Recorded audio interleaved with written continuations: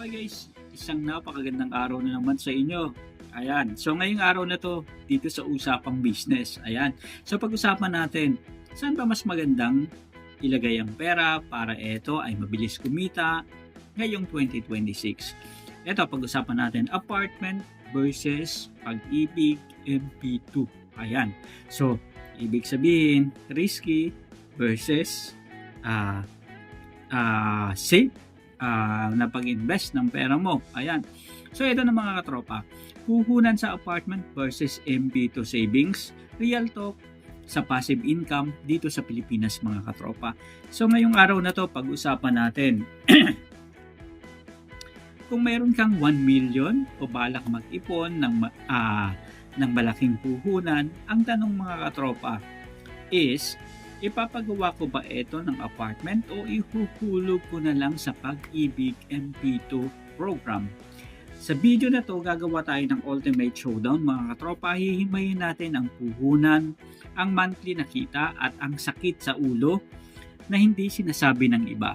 Sa dulo, malalaman mo kung saan ba mas mabilis lalago ang pera mo ngayong 2026.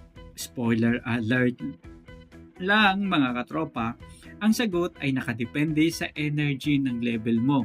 Let's dive in na mga katropa. Ito na. Ang katotohanan sa apartment business. Okay, pag-usapan muna natin mga katropa kasi ito yung paborito ng mga Pinoy, real estate. Para makapagsimula ng isang disenteng 4-door apartment sa probinsya o sa labas ng Manila, kailangan mo ng puhunan na hindi pababa ng 2 million to 5 million pesos. Kasama na ang lupa at construction dyan mga katropa ha. Pero take note lang ha, sa mga urban areas mas mahal na ang value ng mga lupa. Kaya mas mahal din ang i-invest ng mga katropa. Ito na. Sabihin na natin na ang upa sa bawat apartment na 4-door apartment is 5,000 pesos per month. May 20,000 ka buwan-buwan. Diba? So, ibig sabihin nito, mukhang malaki na yun, diba? Pero, teka lang mga katropa, bawasan natin yan ng maintenance, number 1, number 2, property tax, and number 3, yung tinatawag nating vacancy loss o yung buwan na walang nakatira. Ang real ROI o return of investment ng apartment sa Pilipinas mga katropa ay karaniwang nasa 4% to 6% lang kada taon. Ibig sabihin nito mga katropa, aabutin ng 15 to 20 years bago mo mabawi ang puhunan mo sa pagpapatayo ng apartment. Ito na mga katropa. Ito naman, ano naman ang kalakasan ng Pag-ibig MP2 program kung dito mo ilalagay yung pera mo? Dito naman tayo sa people's favorite mga katropa.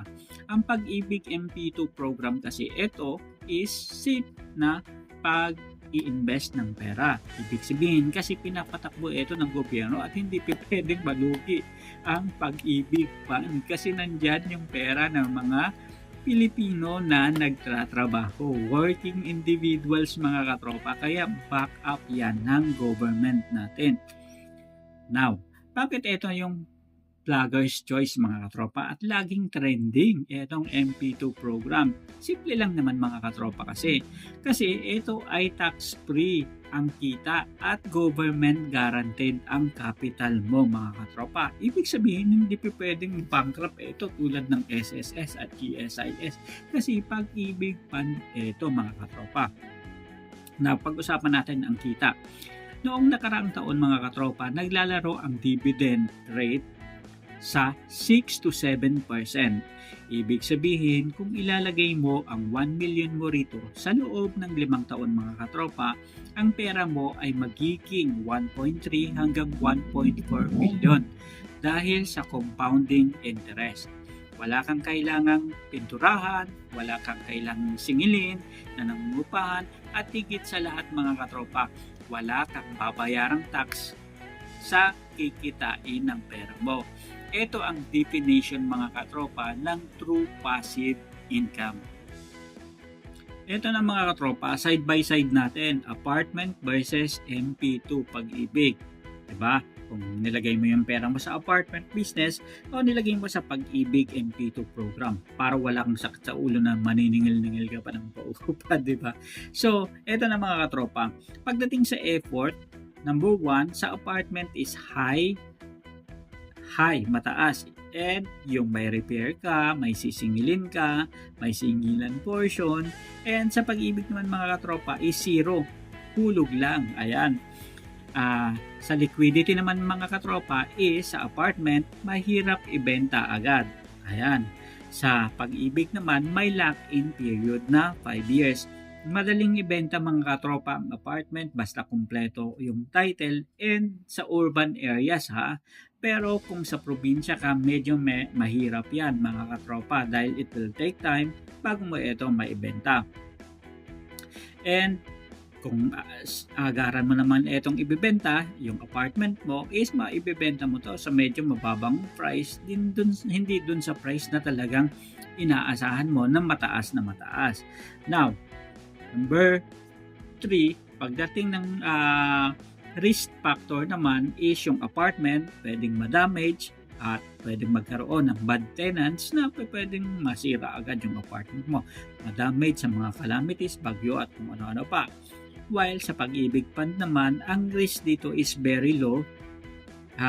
Medyo napakababa ng risk mga katropa o halos wala kasi government backup nga ito. Ibig sabihin protektado ito mga katropa and budgeted yung Pag-ibig ng government. And sa appreciation naman mga katropa is ang kagandahan lang sa apartment, tumataas ang halaga ng lupa over time. While sa Pag-ibig naman, fix ang dividend dito. Depende sa taon at kung ilang percent ang ilalagay na kinita ng Pag-ibig. Maaaring 6%, 7% o baka tumaas sa mga susunod na pagkakataon at panahon. O pwedeng bumaba maging 6% ulit. Depende yan mga katropa. Pero so far naman, ang Pag-ibig is dire-diretsong tumataas ang kanilang percentage rate mga katropa. So ibig sabihin mas tumataas yung magiging value ng pera mo habang tumatagal, lalo na compounded interest ang pinag-uusapan natin, unlike sa bangko na talagang sobrang baba mga katropa. Ito na mga katropa, ang bintahe ng apartment, tumataas ang value ng lupa tulad ng sinabi ko habang tumatagal. Ito yung tinatawag na capital appreciation. Samantalang sa MP2 naman mga katropa, ang puhunan mo ay hindi tataas ang value. Pero puhunan mo is ganun pa rin. Kung 1 million, 1 million pa rin yan. Pero ang interest ay nagpapadami rito. Kung gusto mo ng legacy na pwedeng ipamana sa mga anak mo, apartment ang sagot na pwede mong negosyo.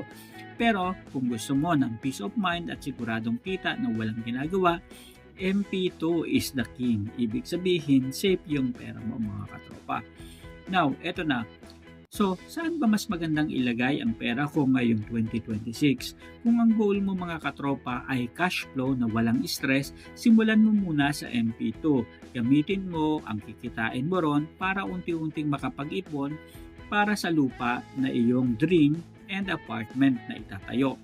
Huwag mong pagsabungin at pag-isahin mo sila at pagsabayin mga katropa. Ano ba ang pipiliin mo? Team apartment ka ba o team MP2? I-comment mo naman sa baba mga katropa ang team apartment o team MP2 at sasagutin ko ang mga tanong ninyo tungkol sa mga computation. Don't forget to like and subscribe para sa susunod nating Money Showdown dito sa Kabading Moko, Usapang Business, Buhay OFW YouTube channel. Hanggang sa muli, maraming salamat at paalam.